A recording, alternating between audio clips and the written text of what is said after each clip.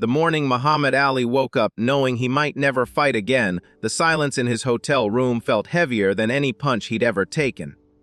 Outside, Chicago buzzed with the kind of energy that comes before a storm, but inside room 1242 of the Conrad Hilton, a 25-year-old man sat on the edge of his bed, staring at a letter that would force him to choose between everything he'd built and everything he believed.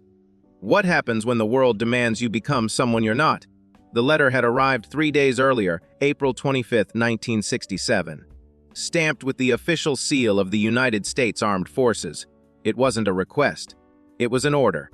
Report for induction into the United States Army. The Vietnam War needed bodies, and Muhammad Ali's body, the one that had danced and devastated its way to the heavyweight championship of the world, was now property of a conflict he wanted no part of.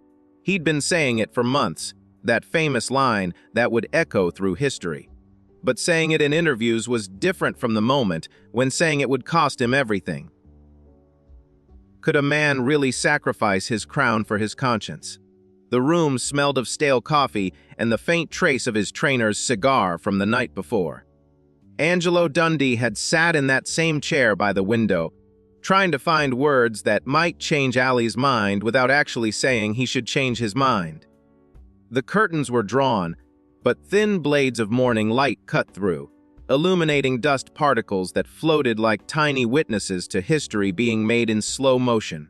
Ali's hands, those instruments of violence and grace, rested on his knees, and for once, they were completely still.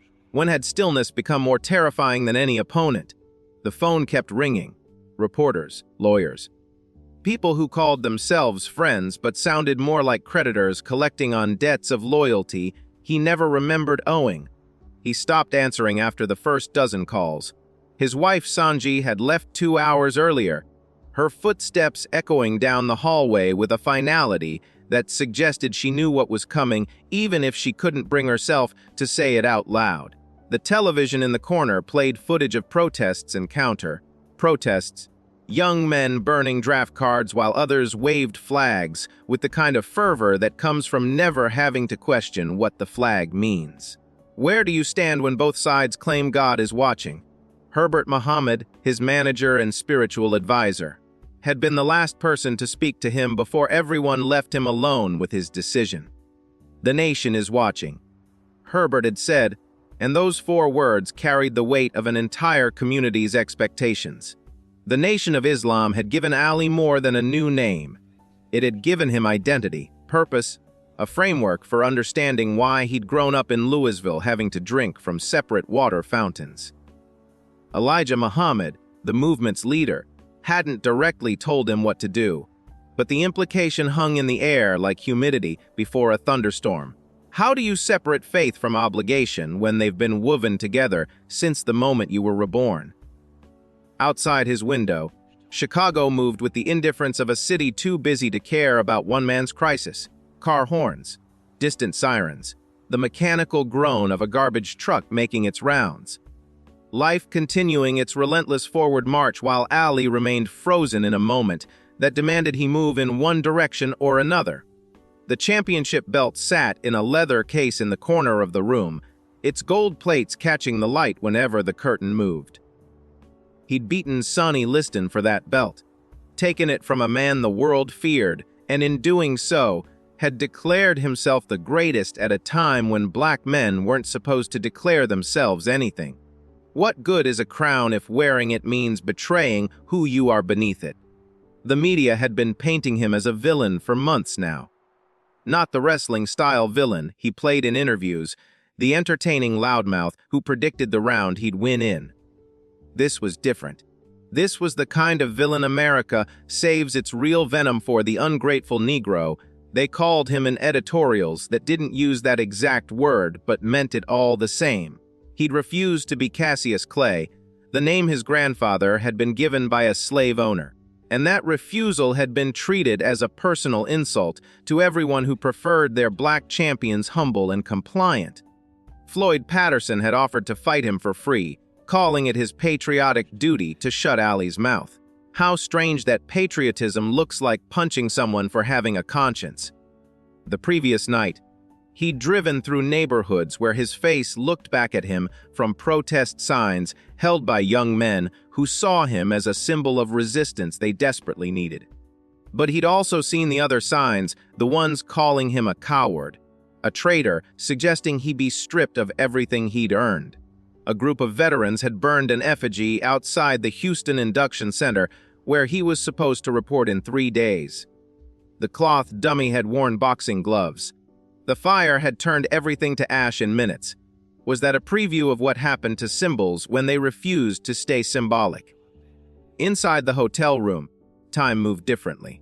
Seconds stretched, minutes compressed. Ali stood up and walked to the mirror, studying the face that had become one of the most recognizable in the world. Not yet marked by the battles to come, still carrying the smoothness of youth, but the eyes already showed something older. He practiced the stance he might need to take, shoulders back, chin up, the posture of a man who'd made his choice and wouldn't apologize for it. But his reflection also showed the slight tremor in his jaw, the way his fingers kept curling into fists then releasing, as if his body was having its own argument about what came next. Can a man be certain and terrified at the same time? The legal team had laid it out in terms that left no room for misunderstanding. Refuse induction, and he'd be arrested. Federal charges, 5 years in prison, a $10,000 fine, stripped of his boxing license in every state, the title taken away not in the ring, where a man could defend it with skill and heart, but in a courtroom where words mattered more than any combination of punches. They'd found a lawyer who specialized in conscientious objector cases, but the path to that classification was narrow and thorny. Ali would have to prove his objection was based on religious training and belief, and he'd have to convince a system that wasn't particularly interested in being convinced by a black Muslim who'd already made himself inconvenient. What do you do when the law offers you a chance to save yourself, but accepting it means playing a game you don't believe in? His trainer had told him about Joe Louis, the brown bomber who'd served during World War II and come back a hero. The government had used Louis's image on recruiting posters, and when he'd fallen on hard times later, America had helped him. Somewhat. In the way America helps black heroes it's finished using. Angelo had mentioned it not as pressure, but as information. Here's what cooperation might look like. Here's the road already traveled. But Ali kept thinking about how Joe Louis had died owing the IRS hundreds of thousands of dollars, how the hero's welcome had faded into something sadder and smaller. Is gratitude worth the cost of silence? The smell of bacon drifted up from the restaurant below, mixing with the stale air of the hotel room. His stomach reminded him he hadn't eaten since the previous afternoon, but the thought of food felt absurd when he was trying to digest a choice that would define everything that came after. He'd been fasting, though not for religious reasons this time, just the body's natural response to stress. His fighting weight was 215 pounds of muscle and speed, but in this moment, he felt both heavy and weightless, grounded and unmoored. Strange how the body can feel contradictory things simultaneously, as if different parts of him were making different arguments. What does the body know that the mind refuses to acknowledge? The previous week, he'd visited a mosque on the south side.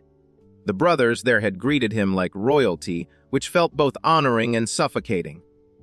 They wanted to touch him, to absorb some of his confidence through proximity, to be near the man who'd renamed himself and declared his greatness to a world that preferred him diminished. A young mother had brought her son, maybe 7 years old, and asked Ali to tell the boy that he could be anything. Ali had knelt down, looked into eyes that held the kind of hope that hasn't yet learned about limitations, and felt the weight of representation settle on his shoulders like a heavy coat. He'd said the right words, watched the boy's face light up, and later sat in his car for 20 minutes wondering what he'd promised and whether he could keep it. How many people's dreams are you allowed to carry before the weight crushes you? The calls kept coming. The phone would ring 4 times, then stop, then start again. Each ring felt like a demand for an answer he wasn't ready to give. His lawyer, his manager, reporters who'd somehow gotten the direct line. A few calls from people who just wanted to yell at him, to tell him he was ruining boxing, ruining America, ruining whatever fantasy they'd constructed where Muhammad Ali existed to make them comfortable. One caller, southern accent thick as molasses, had suggested that refusing to fight for his country was worse than any crime a man could commit, worse than the things Ali's ancestors had endured, because at least they'd known their place. The call had ended with a click, but the words hung in the room like smoke. How do you respond to hate that's convinced it's patriotism? But there were other calls too. Collect calls from prisons, where black men who'd been drafted and sent to fight a war they didn't understand wanted to thank him for saying what they couldn't. Letters had been arriving daily. Some threatening, some pleading, some just asking questions. What do I tell my son? How do I explain to my daughter that standing up means sitting down? Messages from college students who were trying to figure out if the America they'd been taught about in civics class was the same America they were watching on television every night, where police dogs attacked peaceful protesters and young men came home from Southeast Asia in bags. Was one man's stance worth more than one man, or was that the point? That eventually someone has to go first. Ali walked to the window and pulled the curtain back slightly. Down below, a young couple walked hand in hand, laughing about something private and beautiful. A cab driver argued with a parking attendant. Pigeons fought over a discarded sandwich. Normal life, continuing its indifferent routine, while upstairs a decision was being made that would send ripples through time. He thought about the young Cassius Clay who'd started boxing because someone had stolen his bike and a police officer had suggested he learn to fight before he fought anyone. That boy had been 12 years old, skinny, angry, full of an energy that needed somewhere to go. Would that boy recognize the man standing in this window? Would he understand the choice, or would he just see someone throwing away everything the boy had worked for? The training camp for his last fight had been in Miami, where the heat made everything shimmer and sweat became a permanent condition. He'd run on the beach at dawn, the sand pulling at his feet, making every step harder than it needed to be. His sparring partners had tried to keep up, but Ali had always been different, faster, sharper, seeing punches 3 moves before they came. The reporters who'd watched those sessions had described him as poetry in motion, which he'd loved because it suggested he was creating art rather than just violence. But poetry doesn't keep you out of prison. Art doesn't change the law. And all the speed in the world can't help you dodge a choice that's cornered you. What happens when the thing you're best at becomes irrelevant to the problem you're facing? Herbert had explained the financial reality in terms that couldn't be ignored. The endorsements would disappear. The fight purses would stop. The mansion he'd bought his mother, the cars, the lifestyle that came with being champion. All of it would evaporate. He'd go from making millions to making nothing, from the penthouse to potentially a cell, from prime time television to being erased from the sport he'd dominated. The lawyer had mentioned something about assets, about protecting what he'd already earned, but it had all sounded like rearranging furniture while the house was burning. Could a man eat principal? Could conviction pay a mortgage? But then he'd think about the children. Not just the son from the South Side Mosque, but all the children who'd been watching when he'd beaten Liston, when he'd renamed himself, when he declared himself pretty and great and unwilling to be who America wanted him to be. He'd received a letter from a teacher in Atlanta who said her students had stopped dropping their eyes when white people passed them in the hallway after watching Ali fight. Something about his refusal to shrink had given them permission to stand up straighter. What happens to those children if he folds now? What does it teach them if the loud, proud champion turns out to be just another act that ends when the stakes get real? The room's radiator clanked and hissed, struggling against the April cold that hadn't quite given way to spring. Ali could hear the couple in the next room arguing about something mundane. Dinner reservations or dirty laundry. The kind of problem that feels urgent until it's placed next to real consequence. He envied them for a moment, then felt ashamed of the envy. Everyone carries their own weight. Everyone faces their own moment of truth, even if some truths are more public than others. His just happened to be happening with the eyes of a nation watching, waiting, judging.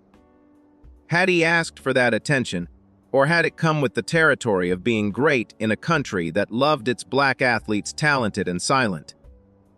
The memory came unbidden his mother, Odessa, standing in their Louisville kitchen, hands covered in flour, making biscuits while young Cassius Jr. talked about the Olympic gold medal he was going to win. She'd smiled but hadn't stopped working, and later he'd understood that smile, the kind that holds hope and worry in equal measure.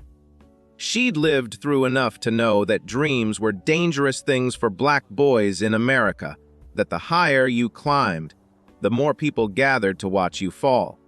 After he'd won that gold medal in Rome, after he'd walked through Louisville still being called boy, by men half his worth, he'd understood what she'd known all along.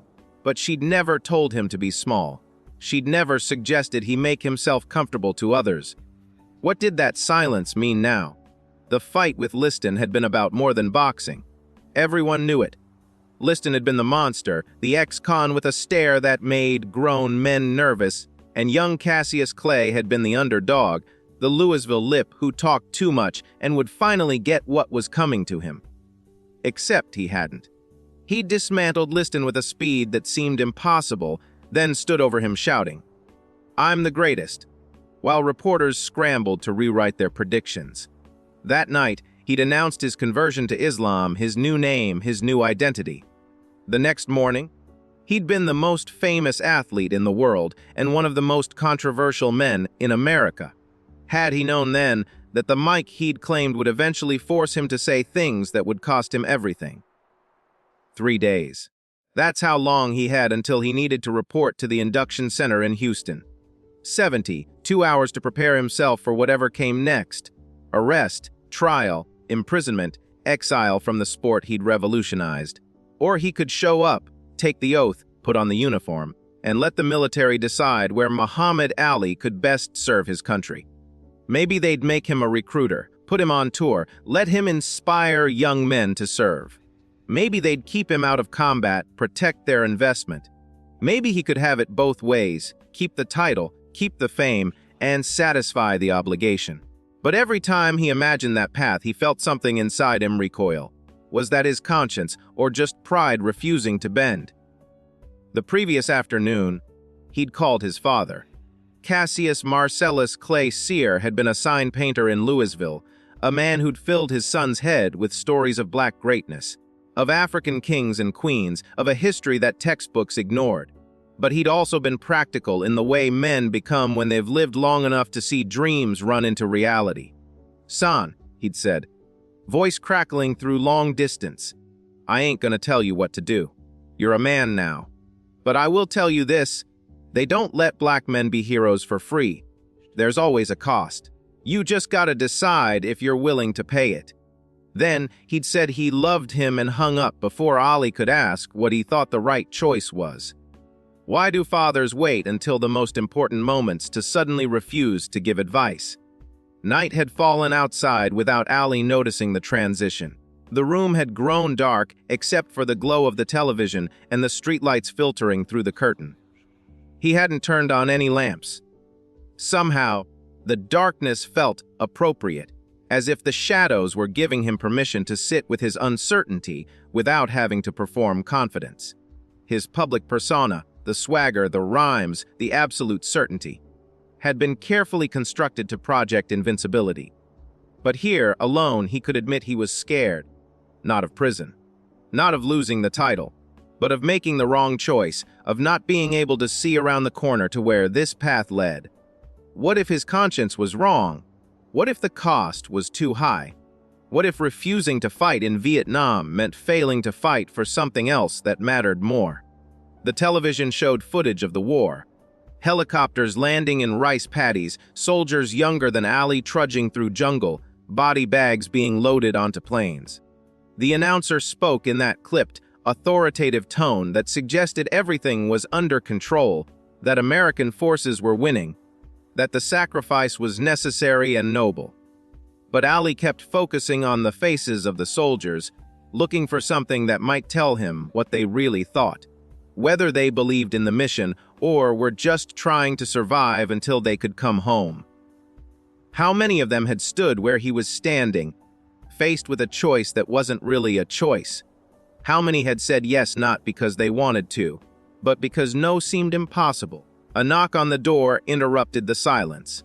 Soft, tentative, not the authoritative pound of someone with legal papers or a warrant. Ali considered not answering, letting whoever it was think he wasn't there, but something about the gentleness of the knock suggested it mattered.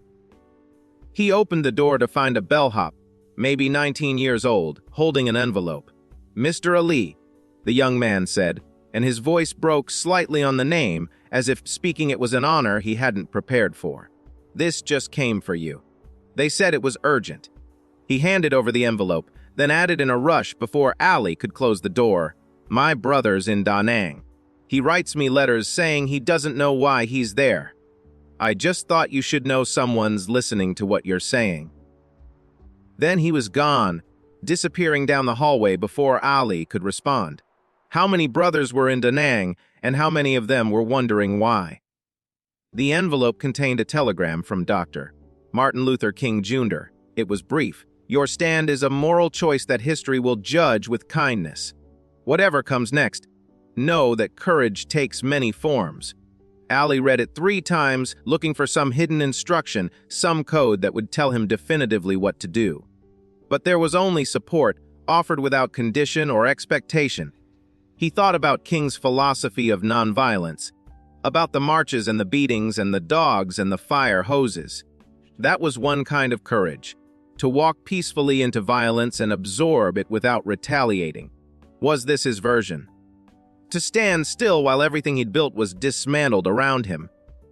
To take the punishment without throwing a punch. Sleep wouldn't come. He lay on top of the covers, still fully dressed, staring at the ceiling where shadows from passing cars painted temporary murals. His mind ran through scenarios like a fighter studying tape of his opponent. Best case, he refused induction, fought the case in court, won on appeal, and returned to boxing vindicated. Worst case, prison, bankruptcy, erasure from the sport, his prime years wasted behind bars. Most likely case is something in between, where he lost the title but gained something else, something that couldn't be worn like a belt or counted like purse money. But what? Respect. From whom? And would that respect feed his family? Would it matter when he was 50 years old and broken? Just another cautionary tale about uppity athletes who forgot their place. The morning came without permission, light creeping around the curtains, sounds of the city waking up. Ali hadn't slept but felt strangely alert, as if his body had moved beyond tired into some other state where everything seemed sharper, more vivid. He showered, shaved, put on a suit because that's what men did when they faced important moments. They dressed for them. The reflection in the mirror showed the same face that had sold millions in endorsements, that had graced magazine covers, that had smiled from televisions in living rooms across America. But behind that face was a man nobody really knew, not even himself. Not yet. Not until this moment demanded he decide who he actually was beneath the performance. Was that what all of this came down to? The difference between the person you project and the person you actually are when nobody's watching. The phone rang again. This time he answered. It was Herbert, calling to say that reporters had started gathering outside the hotel, that if Ali was going to make a statement, he should do it now, before the narrative got away from him. But what statement could he make when he was still arguing with himself? What words would satisfy both the people who expected him to serve and the people who expected him to resist? He told Herbert he'd call back, hung up, and sat in the silence that followed. Outside his door, he could hear the hotel coming alive. Maids pushing carts, business travelers talking about flights and meetings, all the ordinary concerns of people whose biggest decision today was which tie to wear. What would it feel like to have ordinary concerns again? 2 days now, 48 hours until he needed to be in Houston. He thought about running, not away, but towards something. Maybe he could get in his Cadillac and drive, Let the highway give him clarity. Let motion substitute for decision. But running only worked if there was somewhere to run to. And this choice followed him everywhere. He was Muhammad Ali, whether he was in Chicago or California or standing in front of an induction center, refusing to step forward. The name he'd chosen had become both his liberation and his cage. Was it possible to free yourself with a choice that trapped you? The memories surfaced. His first professional fight, October 1960, against Tony Hunsaker in Louisville. He'd won in 6 rounds, earned $2,000, and thought he'd figured out the formula for success. Fight hard, win, get paid, repeat. So simple, so beautifully uncomplicated. But that was before the fame, before the championship, before he'd realized that being great at boxing meant people expected you to have opinions on everything else, too. When had he stopped being just a fighter and become a symbol? When had his fists become metaphors? And was there any way back to that simplicity?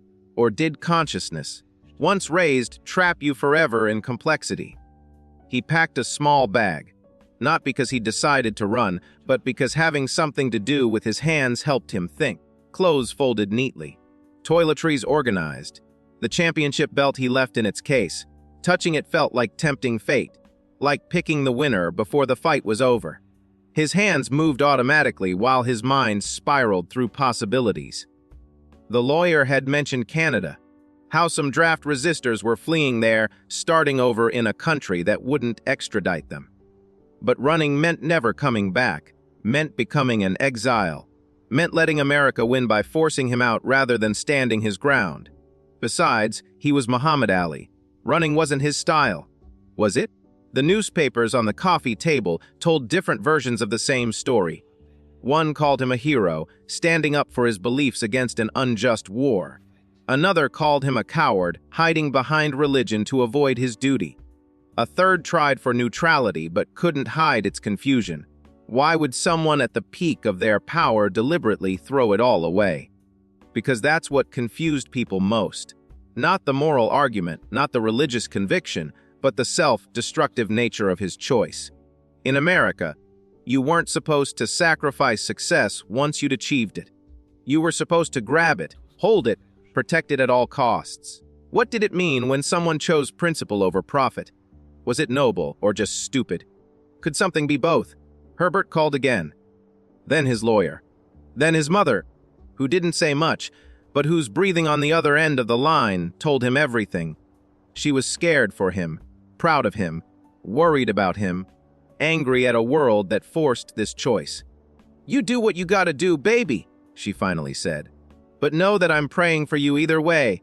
After she hung up, Ali sat holding the phone, wondering if that was permission or just surrender to inevitability.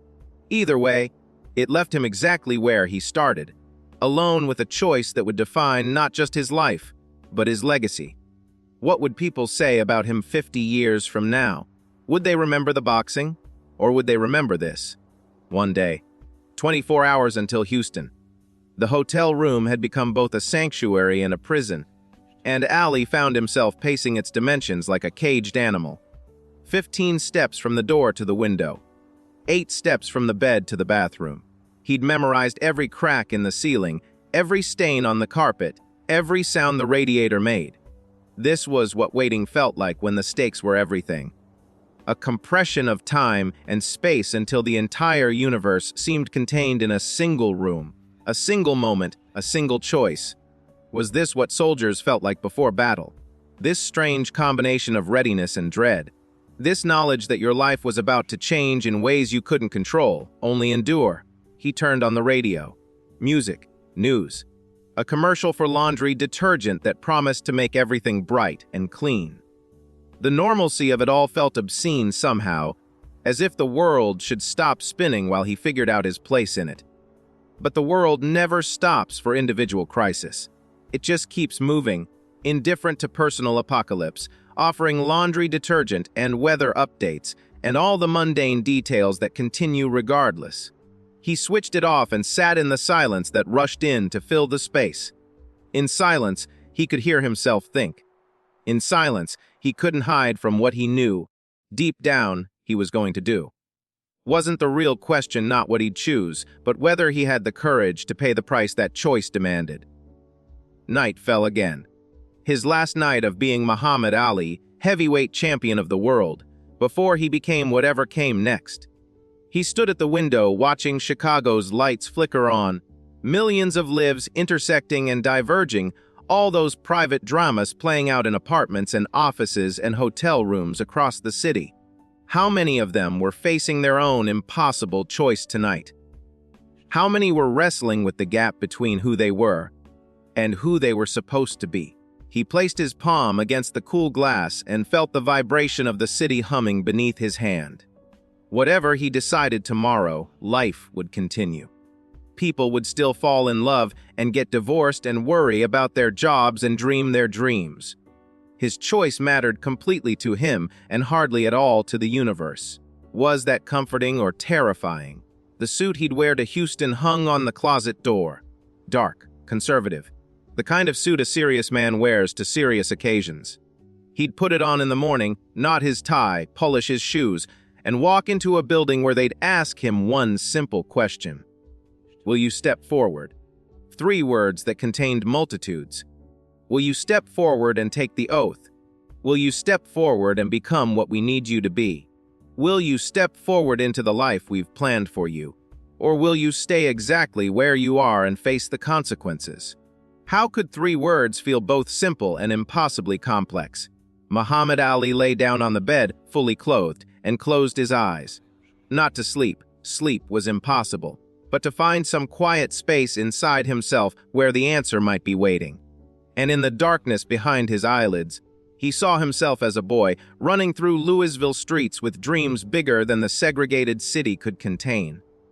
He saw himself winning gold in Rome, standing on a podium with the national anthem playing, believing for just a moment that boxing had made him equal.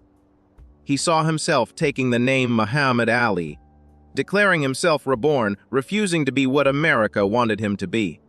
Every step of his life had been leading here, to this room, to this moment, to this choice. Had he ever really had an option, or was this just who he'd always been? A man who couldn't step forward when stepping forward meant stepping away from himself. And if that's who he was, could he live with what it cost? The morning would come. Houston would wait. History would watch. But for now, in this moment suspended between everything he'd been and everything he was about to become, Muhammad Ali breathed in the silence of a hotel room in Chicago and wondered not if he had the courage to refuse, but if the world was ready for what his refusal would mean.